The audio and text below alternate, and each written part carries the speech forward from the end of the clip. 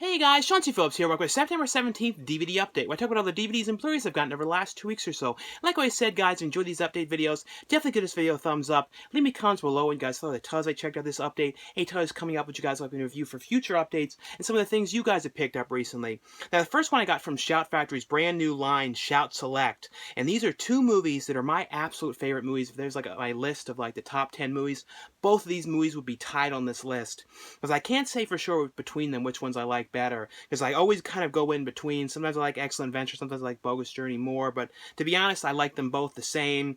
These are like movies that I have watched ever since I was a kid. I remember seeing Bogus Journey in theaters, and I remember at camp I was like convinced that I was a robot, and it was like acting like I was taking my face off, and like, I don't know, I remember when I first saw the trailers to the second one, I remember that really short-lived live-action TV series, watching that. I think I only watched one episode of that, and then it was like canceled really soon after. But this is, Bill and Ted's Most Excellent Collection, which has, Bill and Ted's Excellent Adventure and Bill and Ted's Bogus Journey. These are amazing movies to me. I have absolutely loved these movies so much. The new artwork on the cover for this is great, and inside of here too, it has in here like a little mini guitar pick and 2 stickers for both the movies.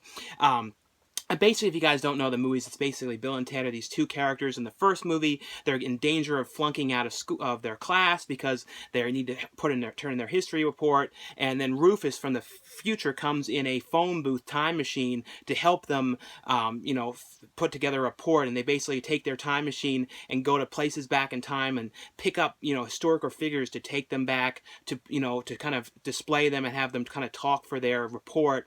They kind of go and pick up, Socrates, or Socrates, as they say in the movie, Billy the Kid, Abraham Lincoln, and then the second movie is basically this, the Nalos in the future, really hates Bill and Ted, and because Bill and Ted become these huge rock stars, and he doesn't want this to happen, and he sends these, evil robot versions of Bill and Ted to come back in time to, into the past to kill them, and then Bill and Ted, die and go to hell, and that's basically the plot of it, is them having to try and get their way back to life again. I love these movies so much, and, Shout Factory did such an amazing job on the features on this. On the first movie, they got a documentary that's, I think it's like a little over an hour, and they talked to a number of the historical figures, characters, in the movie, the character, people who played, Billy the Kid, and, everyone else, and a lot of other people too, and they also, of course, got Keanu Reeves and Alex Winter. And when you see them together too now talking, you can really see that they could really do a third movie. And I know they really wanted to do one for years, and I don't know, I feel like this might be what really gets it to happen. And on the second one too, they have William Sadler in there, who plays Death, talking on there, and Alex Winter and Keanu Reeves as well talking about it. And there's some actually really good stories, and they even do talk about all the cut stuff that they, the alternate ending for the Bogus Journey, and the stuff with the zipper face when they took off their faces. And they don't have the deleted scenes because that stuff is totally lost, and I know they've tried to find them for years, but they talk about it, and they kind of talk about how too some of the stuff wasn't even actually completed filming, some of the alternate scenes and stuff like that.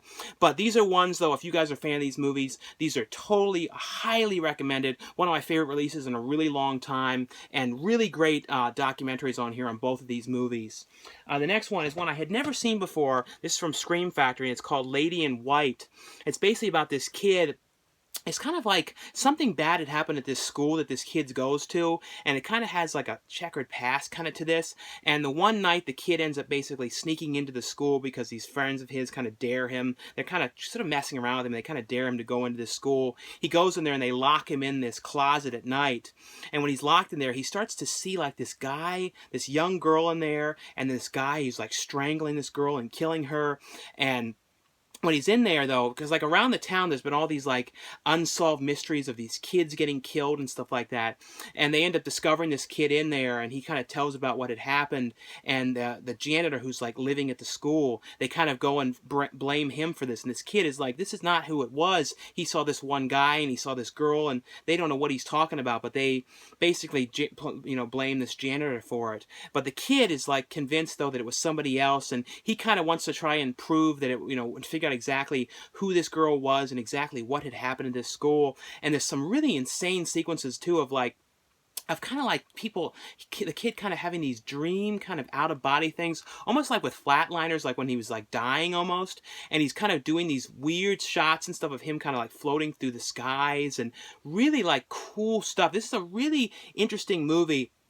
Totally different. I had never seen this before, and it has on here though director's cut on here. It has extended and deleted scenes. I mean, an extended director's cut and the theatrical cut. So it has 3 different cuts of this movie on here. And then it also has on here a commentary track and introduction. Oh, and you know, also a very good picture. And also too, with Bill and Ted, they have commentary tracks on those ones as well. The next one from Shout Factory as well as one called Howard Lovecraft and the Frozen Kingdom. This is a new one. This is one of the first things too where they took the like the H.P. Lovecraft story and made a kids movie out of it. And it's kind of an interesting, fun kids film. It's basically though about this kid whose father, you know, he really misses his father, but his father was sent to the insane asylum, and you know, he goes there to kind of visit his father. When he goes there, the father is saying, "You have to find the Necronomicon book, and you have to destroy that book," and all this kind of stuff. But of course, though, he accidentally finds himself, when he finds this book, sort of sucked into the world of this book, and it's kind of him there with all like the Cthulhu character and all these different characters from the H.P. Lovecraft's world where this kid is there. There's also this one like evil character that kind of wants this kid to help her kind of, you know, save the world there that they're all in. It's a very interesting one. Like I said, it's definitely more for children, but it's a different kind of take on the H.P. Lovecraft story, because usually H.P. Lovecraft are way more adult, creepy ones, and this is more of a fun kids animated film. It has on here though a behind the scenes featurette on this and an audio commentary. The next one, these ones, I was so excited about these. This is from Lionsgate, but it's from their brand new line called Vestron Video. And Vestron Video was a company that was big in the 80s. And these are like the titles that were released by Vestron Video. And Lionsgate is releasing these on this new collector's series line. They're also going to be putting out Waxworth down the line, Return of the Living Dead 3, and you know, Bud the Chud, you know, Chud 2, and I'm sure other ones down the line because they even number them on the sides of them. But really great on this too. I have a slipcover on these as well. The first one on here though is Blood Diner, which is a really fun movie about these. The beginning of the movie, you see this one guy who's like going crazy, and he like breaks in the house where these kids are, and it turns out it's the kid's uncle who's gone nuts, and he's trying to do this ritual and killing all these women trying to do this ritual, and he ends up saying to the kids, "You have to don't forget about me and don't forget about my work and the things that I've been doing, and you have to hopefully one day continue with my work." And this is years later. Both of these brothers are working at this diner, and they end up digging up the uncle who's dead, and they take his brain and put it into a vat, and the brain starts kind of talking to them and saying, "You have to go and kill all the unpure women and then kill, like, sew their body parts together, and you're going to bring back this," I think, I can't remember what the name of the character was, it like Sheba or something like that. So bring back, and then you kind of sew them together to bring back this goddess woman that they want to bring back. And it's kind of like the ritual they're doing this. And it's all done, too. It's a real, like, dark comedy. So it's got, like, some really, like, over-the-top silly aspects. And there's really odd stuff, too, of, like, this, like, dummies and stuff. This guy having this dummy that talks and stuff. Very, very creepy, weird, strange movie. Kind of in the style of a trauma movie. It kind of has that kind of feel to this. But the thing that's cool about this new line, too, from Lionsgate is they're really doing a lot of special features on these. So this one has a commentary track with the director, some featurettes on the movie, archival interview, theatrical trailer, TV spot. So what's really cool is these releases are really full of extras.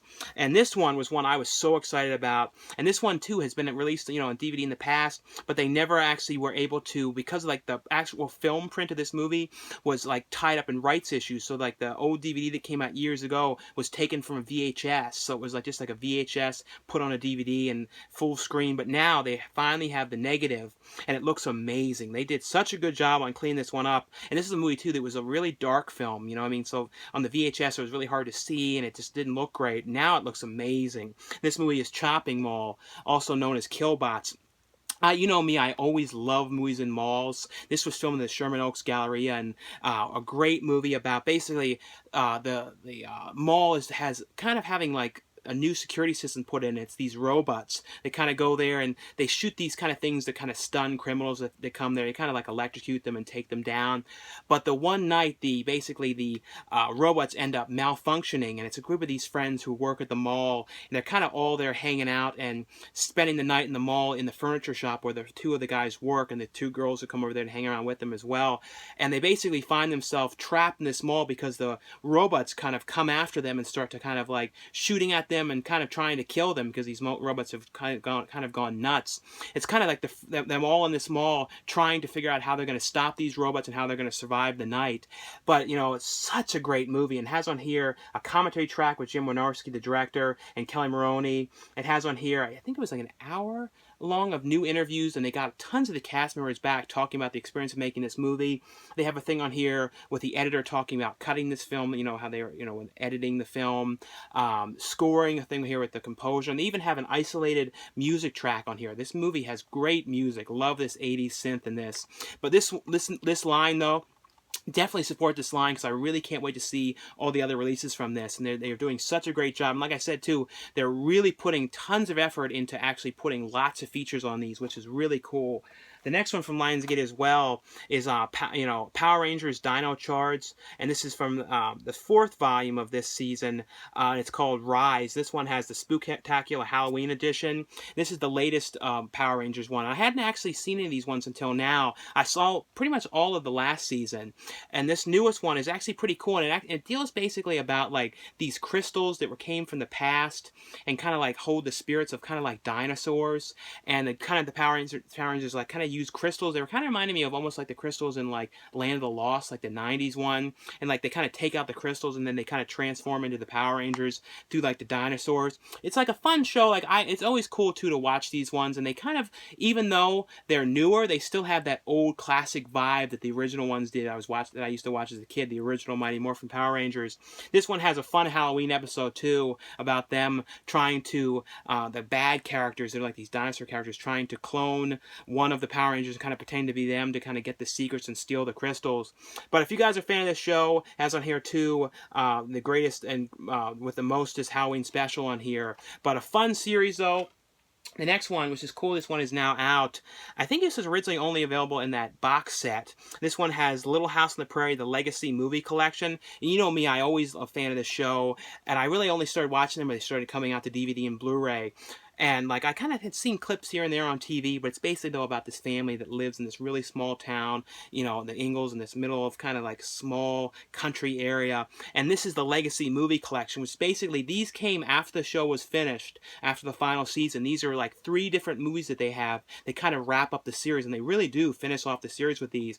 The one deals with one of the kids who's very sick, and the other one deals with the town that once these developers want to kind of buy the town out and put a railroad through it and kind of like level the town, and kind of like, because that kind of stuff was happening in like a lot of towns, like developers would kind of come in there and tear things down and do new buildings and all that kind of stuff. But it has on there, like I said, the 3 the final movies that wrap it up. I don't know if down the line it'd be kind of interesting to see like another. I always feel like this show one day could come back again as like a reboot or something like that, because a lot of shows like this have been having kind of reboots, or even a new movie with, you know, the surviving cast members would be kind of cool.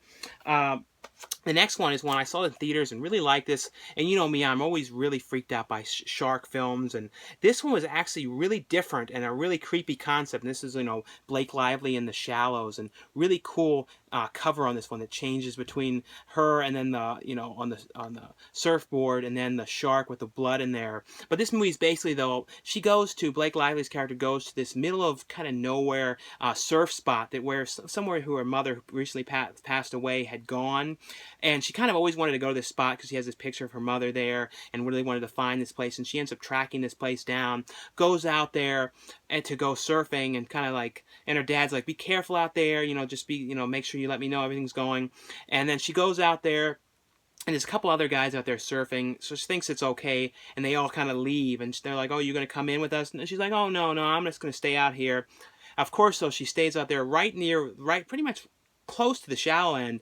Of course, though, this gigantic shark is right there, and basically she ends up finding herself trapped there with this shark and kind of not knowing what she's going to do and trying to figure out exactly how to outsmart this shark. and get back to the land.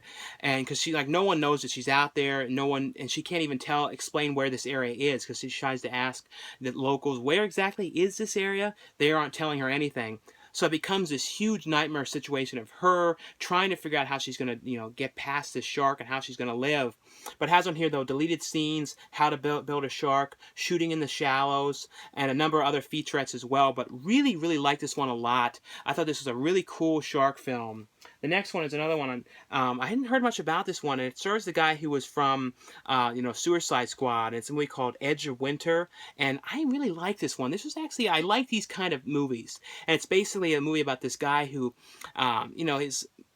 he's divorced from his wife, and his kids are kind of coming to see him, and he kind of lives for his kids, because like he's basically even telling the kids, I didn't have you around, I don't know what I would do. You're really the only thing that keeps me going and keeps me like wanting to even go on, because he's like depressed, and his kids are kind of what holds him together. And he's got a bad anger problem, and he's getting himself in trouble at work for punching people. And he basically is a real hothead, and he goes out there with these kids, because he's basically taking the kids for the weekend while his ex-wife and her new boyfriend are kind of going out and doing their own thing for the weekend. And the kids are kind of like sitting at home, and he's like, well, why don't we go out and I'll teach you guys to hunt, and I'll take you to the old hunting lodge area that we used to go.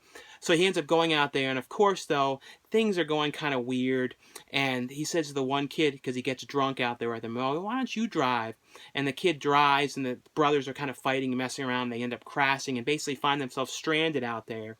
And as soon as that happens, the kids are telling him, oh, Dad, Mom and their new boyfriend are going to move out to England. And the dad flips out. He finds out the idea that these kids are going to be moving away. And when this happens, he kind of cracks. And he is going to do anything he can to continue this journey of them out there in the middle of nowhere and stay out there. And that's kind of what it is just him totally cracking up out there.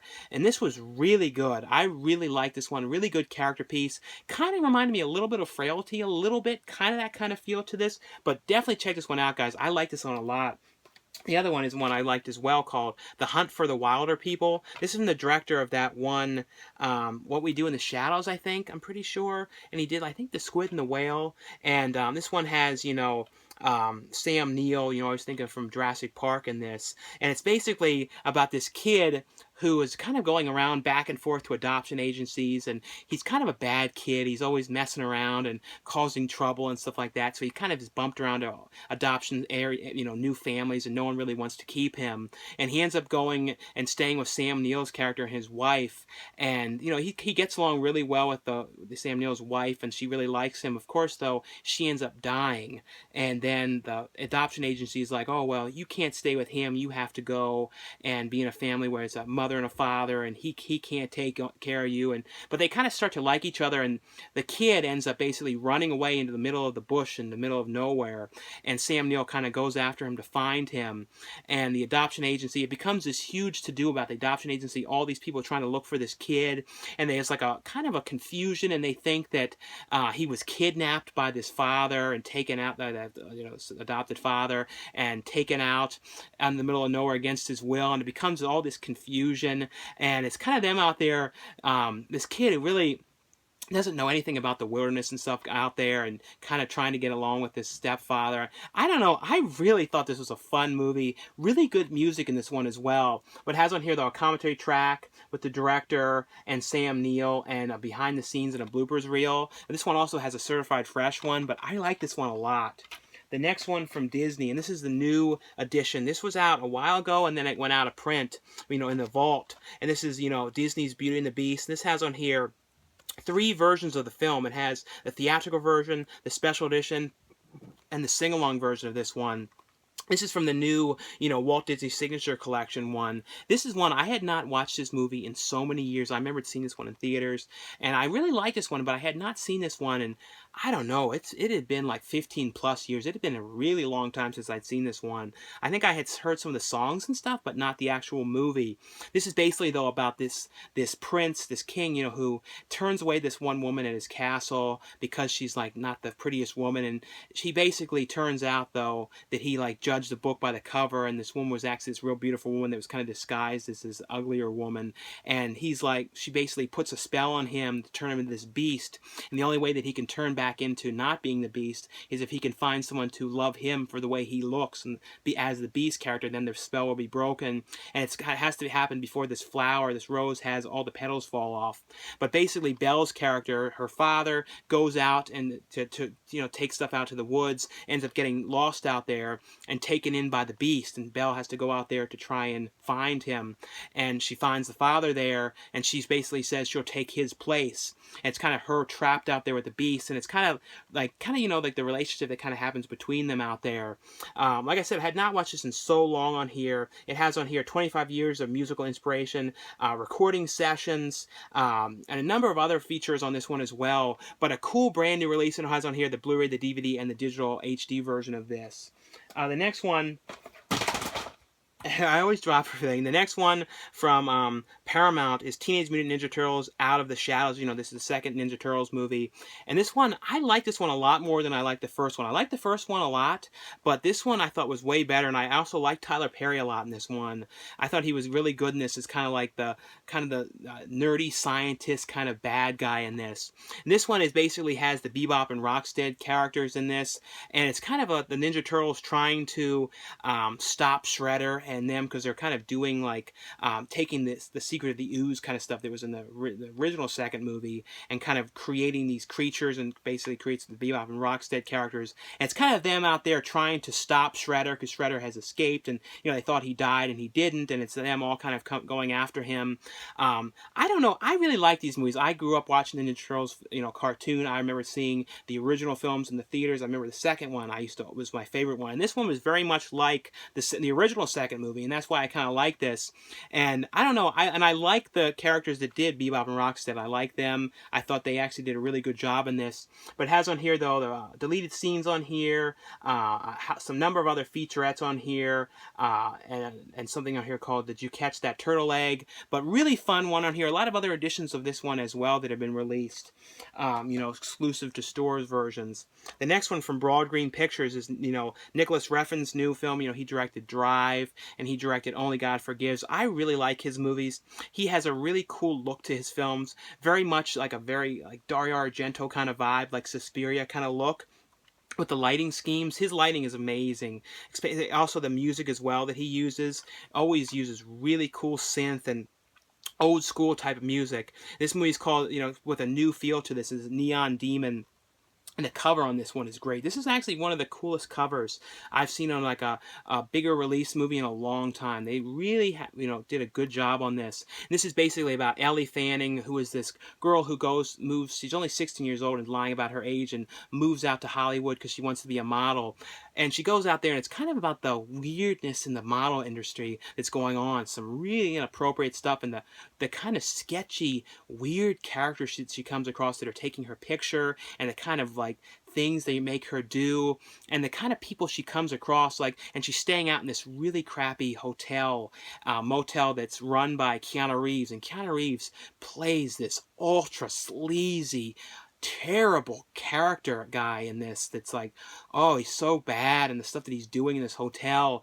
But it's her basically out there, and it's like the kind of the weird people she's coming across, and the other kind of these two girls too that are really jealous of her too, because she's kind of coming into the scene, and she's going to the auditions, and she's getting picked right away, and everyone's kind of like obsessively into her, and the whole thing, and like I said too, the whole time too, she's actually only 16 years old, lying about her age, and it's like everyone's like, oh, there's something about her I really like. It's very weird film, but really well done. Amazingly, the cinematography and the lighting and everything, and this is so good. I think, though, to be honest, this is probably my favorite of his films. I mean, like, this is the one I really think I could watch the most, and this one is the most interesting look-wise and everything. This has on here, though, a commentary track on here, behind the soundtracks, and about Neon Demon, but like I said, I would highly recommend you guys check this out and absolutely love the artwork on this. The next one is one I hadn't watched in so long. It's from the Criterion Collection, and it's Blood Simple. And this was, Joe and Ethan Coen's first feature that they directed. And this is before anyone knew who they were. This is before Fargo, before everything, known that they did, Big Lebowski.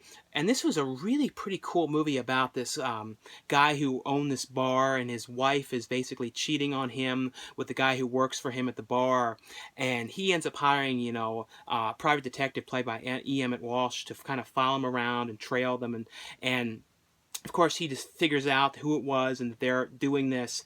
And when he finds this out, he's like sitting in his chair, the husband, stewing, like, what is he going to do? And there's these great scenes of him stewing. The guy who plays the husband, hires him to find and see what his wife is doing, is the guy who was from the Addams Family movie. And I always remember him as like Louis Tully, and he was like the real sleazy guy. He was like stealing the money from the Addams and everything. I always loved that guy. He also was the father in Clueless.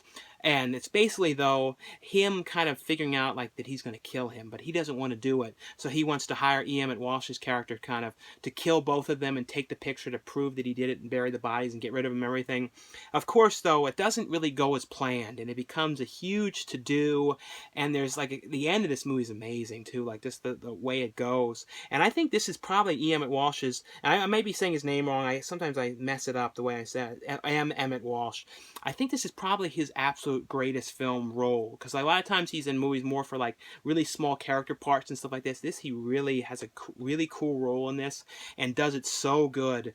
And this is one too, I feel like not a lot of people have seen this. I feel like this one slightly went under the radar for Coen brother movies, but it has on here a brand new 4K transfer, which is amazing on here. New conversation between the Coens talking about the film's look.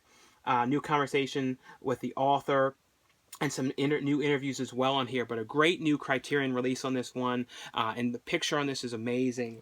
The next one, this is one I have not seen this, because I was watching this last night and thinking what a fun show this was, and I don't think I have seen this movie since it first aired. I mean, this show since it first aired, and I even remember like the opening with Alan Thicke kind of like saying, oh, this is the same sets where we filmed my show, and this is a great show. Like I said, I don't think this really had a huge reruns, like syndication run. I don't think so, and it's the complete first season of Hanging with Mr. Cooper. And this is, like I said, I was watching this again. This was like a real nostalgia to look at this again. And it's one of those kind of things that's so funny how after not seeing this movie for so many years, I remembered it like so well what was happening in the episodes. And I remember things, and it reminded me too of another show that was really short-lived, which hopefully at some point, like someone releases it, the show Drexel's Class, another show about a teacher. And this is basically about this guy who lives with these two roommates, these two women, and he gets along with the one really well, but the other one, who's the girl's friend, she kind of is giving him all kinds of problems, and he kind of likes her and she doesn't like him, and he basically is playing this substitute. He has a substitute teacher on the show, and it's kind of him at the school, kind of teaching the kids and having all kinds of problems with the kids and stuff. This is around the time they're doing a lot of shows kind of dealing with school stuff, like they did, Boy Meets World, and a lot of shows like had a lot of school kind of scenes and teachers and stuff like that. But like I said, this is the complete first season, and these are from the Warner Archive, but they're all press discs for those wondering. So they're not the blue discs or anything like that. They're actually press discs. But definitely check this out, guys. I love this show. Like I said, I had not seen this show in maybe like 15 years or plus. Like it been a long time, because the last season aired in 1997. So it's almost been 20 years now. The next one is Two Broke Girls. This is from Warner Brothers as well. The complete 5th season. This is a show, I have not watched all the episodes of this show, but I've, through all the other seasons, but I've occasionally watched them here and there. Always like Kat Dennings, so always pretty much watch everything she's in. And it's basically, though, Kat Dennings and I think it's Beth Beer's character is the other girl's name. I'm pretty sure. And it's basically, though, them working at this kind of diner type place, and on the side they have this cupcake business that they run, and it kind of shows at the end of the episodes like how much they've made, and they're always kind of like making money, and then something gets screwed up and they lose money, and it's kind of, they're always having issues, and this one is dealing with them, and kind of a company that's around there, like a new restaurant that's come in there, this German restaurant, is kind of threatening to like put this place out of business, so they're having all kinds of problems with that. And it's always kind of them just having one kind of situation with another, with between their job working there and working the cupcake counter, and all kind of problems that they're having. But it has on here, though, unaired scenes and a gag reel for this one. The next one from Fox is Empire, the complete second season. This is actually a pretty good show. This is one of the shows that I see a lot when it's on at the gym. And it has on here, though, a number of different features on here. Uncut music performance, Empire Around the Globe, studio sessions, look at Empire. And this one is only released on DVD. I think the last season was on Blu-ray, but I'm pretty certain this one only has a DVD release. It's basically, though, about Terrence Howard's character, who's like this music producer, and he's kind of like, was in the last season, was in jail, and he's just gotten out. He was even like working on music when he was in jail.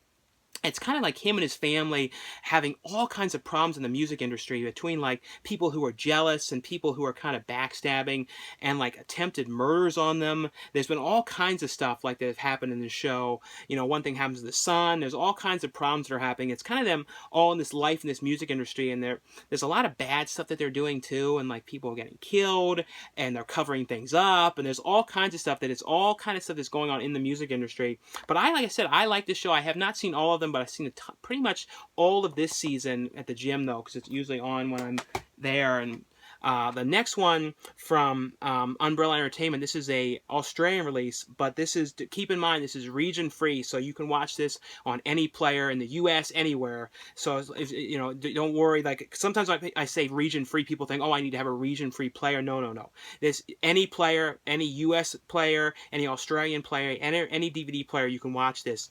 And this is you know, Steven Spielberg Presents Amazing Stories, the complete second season, and I'm so happy this is out now, the second season, because in the U.S., the first season came out, but we've never gotten the second season at all. There's never been one. There's been, you know, bootlegs at conventions and stuff, and that's how I saw the show originally, like 10, 15 years ago, was bootlegs at a convention. I was watching through pretty much almost all these episodes on this the second season. This is a great show. It's kind of like a show kind of like Tales from the Crypt, Tales from the Dark Side, Monsters, but it's like horror episodes, but then it's like comedy episodes, it's drama episodes. It's kind of like an anthology series. It's not all like one type thing. It deals with all kinds of ones. There's a great Patrick Swayze episode here. It's kind of like almost like what inspired The Green Mile, about this guy who ends up getting struck by lightning. He's on death row, and then he has like gets struck by lightning, has the ability to heal people. The original Family Dog. This is where the Family Dog, the animated show Family Dog that Tim Burton worked on. The original pilot for that was on this, but it's just such a great show. And it's also, when it comes to like anthology series, like other ones like Tales from the Dark Side and stuff, they were always kind of cheaper budget. This was actually produced on film, very much like producing a movie. It was really well-made episodes, and highly would recommend checking this one out if you guys, like I said too, I know a lot of people have been waiting for the second season. It's finally out, like I said, in Australia, but it is region free. And this is also the new Australian release of House of a Thousand Corpses on Blu-ray. It has a brand new interview on here too. I can't remember who it was, but it was a brand new interview on here with one of the cast members. I think they played one of the sheriffs in this. But this is the, you know, the Rob Zombie film, House of a Thousand Corpses, about these kids who are writing a book about tourist traps and tourist destinations, who end up discovering, you know, where Sid Haig's character works, this house of horrors, and he tells them about the legend of Dr. Satan, and he draws a map to it, and they end up basically getting kidnapped and by Otis, you know, played by Bill Moseley, and these terrible characters in this house, and they're kind of tortured and all the terrible things that happen to them on here. But a great transfer on here. It has all the original features too, a commentary track with director, making a featurette, casting footage, and like I said, the brand new interview. And this is also a region free release as well. The next one, this is a good documentary, and I always like documentaries on like cooking and food and restaurants and stuff like that. And this one is called, this is from MPI, and it's a documentary called City of Gold. It's about I think he's for the LA Times, I'm pretty sure. Yeah, Los Angeles. He's like basically a food critic in Los Angeles, very popular, and he's one of the kind of few food critics that, because a lot of food critics are all about like being anonymous and not knowing what they look like, but this guy, he's all out in the open about it. He doesn't care, but he like when he books reservations, he books under fake names and stuff, but they know it's him when they see him there. He's not really worried about it, and he's basically just kind of a documentary on him, and it's kind of showing how he started, and it's kind of like great footage of him going to the restaurants. And the thing that's different about him too is he doesn't go to the super high class, really expensive, you know, 4-star Michelin star kind of restaurants. He goes to small mom and pop kind of restaurants, small little Mexican restaurants, small like tiny little places that people would not know about. And it's kind of the kind of person who's kind of talking to people who he kind of launched their business. They didn't really know, people didn't really know about them, and he went there and immediately got all these new customers. And it's kind of a documentary though, following this guy and his family, and just kind of him going to these restaurants. But I like this one a lot. Like, I like these kind of things. This was very, very well done. The next one, and this was one called Corpse Party, which is the live action of this anime, which I had never seen. It was also a comic book. Now, I think it was a video game where I was reading into this. And this is basically, though, about this one girl who is going to be going to a new school, and the kids kind of throw this, they had like a kind of a festival, kind of food festival and stuff like that at night, and they were all cleaning up at the school, and they kind of do this ritual, and, you know, to kind of like say goodbye to this girl, and of course they do this ritual, end up basically opening up the portal to hell, and they all kind of go into this alternate reality of the school, because the school had years back all these murders that had happened, these kids that had died. Of course, so these kids end up finding themselves trapped in that school back then, and there's these insane scenes of these kids getting killed and stuff, like really super gory effects and stuff. Fun one, like fun Japanese. It definitely has that kind of anime-ish kind of, you know, comic game kind of feel to this. But then with them just kind of getting killed in a slasher type situation, trying to figure out how they're going to survive and stuff, and get out of this back to, you know, the real world. The next one from Wild Eye Releasing is one called Killersaurus. This is basically about this kind of like building that's doing like experiments and stuff like that, and this company that ends up basically paying this building that has this technology to do these like build like 3D models and things like that. They pay them to do this experiment to try and bring back this dinosaur, this extinct dinosaur. You know, all dinosaurs are extinct, but they're trying to bring back this Tyrannosaurus Rex. And of course, though, it's like going okay, and they do the test, and then all the people who are in the vicinity where this dinosaur is end up getting killed.